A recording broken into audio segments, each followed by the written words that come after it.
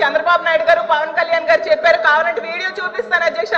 మేము అధికారంలోకి వచ్చాక 5,000 నుంచి 10,000 చేస్తాము. 10,000 అవ్వగానే చించినాడ పూతరేకులు చాలా ఫేమస్, అవి ఇవ్వండి అని చెప్పారు అధ్యక్ష.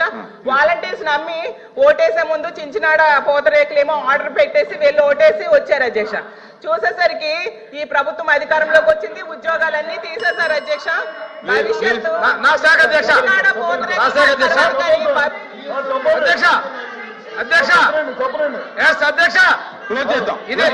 ఇదే సభలో 2023 ఆగస్టు నుంచి వాళ్ళు పెట్టిన వాలంటీర్లు రెన్యువల్ చేయలేదు అధ్యక్ష. రెన్యువల్ చేయకుండా లేని వర్షం రాజీనామాలు డ్రామాలు ఆడతారు వీళ్ళు. మేము అనుకున్నాం బయట ఉన్నాం అధ్యక్ష, ఉన్నారేమో రెన్యువల్ చేస్తే జీతాలు ఇద్దాం అనుకున్నాం అధ్యక్ష. రెన్యువల్ చేద్దామని చూస్తే వాళ్ళు లేరు అధ్యక్ష. లేని వాళ్ళకి ఇవ్వలేకపోయాం, అసత్యాలు మాట్లాడతాం అధ్యక్ష. వీళ్ళు ఎంత పాల్కులాడినా ఎంత సానుభూతి చూసినా వీళ్ళు చేసిన ద్రోహాన్ని వాళ్ళు గమనించారు అధ్యక్ష. వీళ్ళు చేసిన మోసాన్ని గమనించారు అధ్యక్ష. ప్రజలు వీళ్ళు తిరస్కరిస్తే వీళ్ళు ఇంకా నీతులు మాట్లాడతారు అధ్యక్ష. అయిపోయింది, 11తో కూర్చోబెట్టారు. అయినా కానీ ఆ రోజు అమ్మఒడి అది చేసాము. జనాలు తీర్పించారండి, జనాలు తీర్పించారు. ప్రజా తీర్పులు గౌరవించండి. మీరు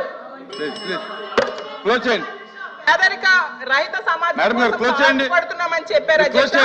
ఈ పథకాలన్నీ ఆపిస్తే, అలాగే చదువు, ఆరోగ్యం, ఉపాధి అవకాశాలు దెబ్బతీస్తే పేదరిక రహిత సమాజం వస్తుందని అడుగుతున్నాను అధ్యక్ష. చివరగా అధ్యక్ష కూర్చోండి, అయిపోయింది, కూర్చోండి.